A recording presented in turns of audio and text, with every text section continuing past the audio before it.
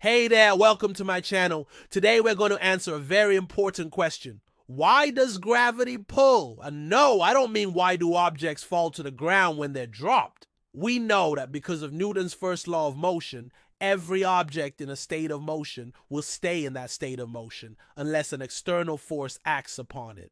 So if we drop an object, it falls toward the ground due to the Earth's gravitational pull. But why does the Earth have a gravitational pull? How is it that any massive object has a gravitational pull?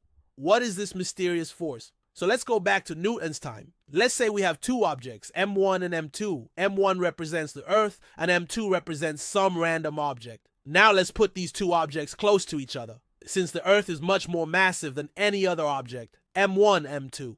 The Earth doesn't really move because of the presence of any small object. We can safely assume that M1 remains at rest. However, since M2 is free to move, we apply Newton's second law of motion. Every object continues to stay at rest or in motion with the same speed and in the same direction unless acted upon by an external force. So if we remove any forces acting on the object, it should just continue to stay where it is. However, we know that if we let go of an object, it falls to the ground. So what is this force that brings the object down? This force is gravity. Now we know that this force exists, but how do we quantify it?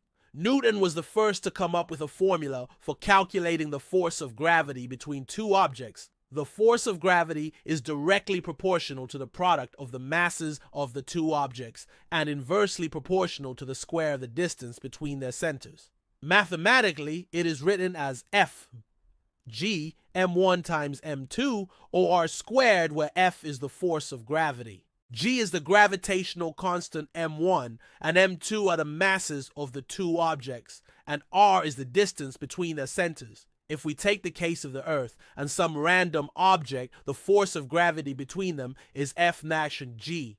Mass of Earth times mass of object, dash now r squared, where r is the distance from the center of the Earth to the object. Let's make a few observations about this equation. As the mass of the Earth increases, so does the gravitational pull on the object. Similarly, as the mass of the object increases, the gravitational pull of the Earth also increases. Also, as the distance between the object and the Earth increases, the gravitational pull decreases rapidly. In fact, if we take the mass of the Earth to be infinity, meaning a black hole, the gravitational pull becomes infinite. This means anything that goes inside a black hole cannot escape. That's why it's called a black hole. Nothing gets out of it.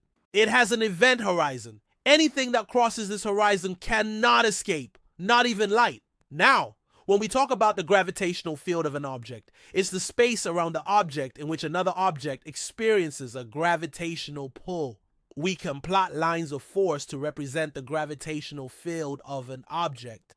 These lines of force are imaginary lines that show the direction of the gravitational pull at any point in space. For example, here is the gravitational field of a planet. All the lines of force point toward the planet. Here is the gravitational field of the sun. All the lines of force point toward the sun. These lines of force never cross each other, because if they did, it would mean that the gravitational pull at that point would be in two directions at once, which is impossible. The lines of force for a point mass are radial lines that point towards the mass. And the strength of the gravitational field at any point is given by the product of the mass and 1 over the distance squared. In other words, the strength of the gravitational field is inversely proportional to the distance squared. The interesting thing about these lines of force is that they can cross each other. Take the case of two planets orbiting a star. Each planet has its own gravitational field. The lines of force for each planet are radial lines pointing towards the planet. But the interesting thing is that the lines of force for one planet can cross those of the other planet.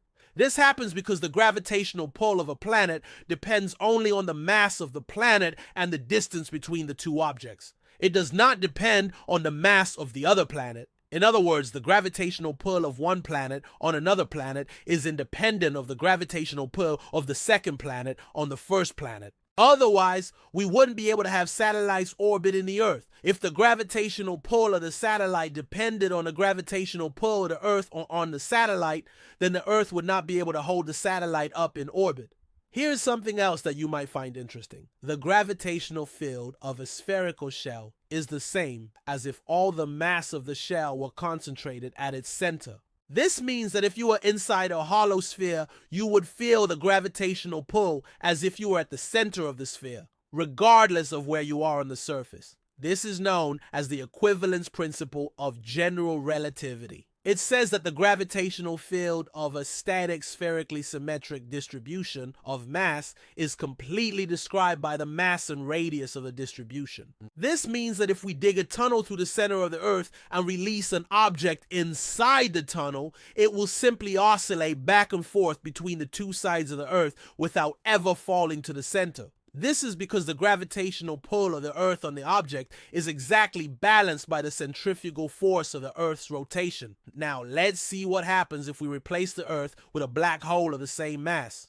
In this case, the gravitational field of the black hole is not spherically symmetric. It is strongly influenced by the rotation of the black hole.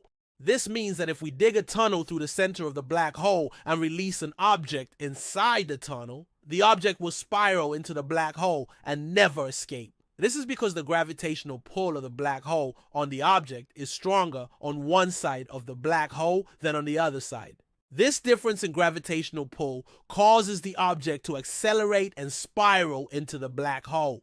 This is just a brief introduction to the topic of gravity. There's much more to learn about this fascinating phenomenon. I encourage you to explore further and learn more about the amazing world of physics. So why does gravity pull?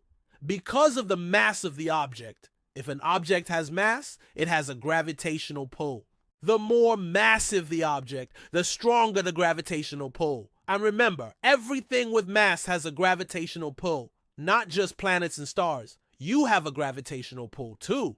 It's just very weak compared to the gravitational pull of massive objects like planets and stars. So the next time you drop something, just remember that it's not just falling to the ground. It's being pulled by the gravitational field of the Earth. All right, guys, that's all for today. Thank you for watching. And if you like the video, please subscribe so you won't miss any future videos. And if you have any questions, leave them in the comments section below, and I will try my best to answer them.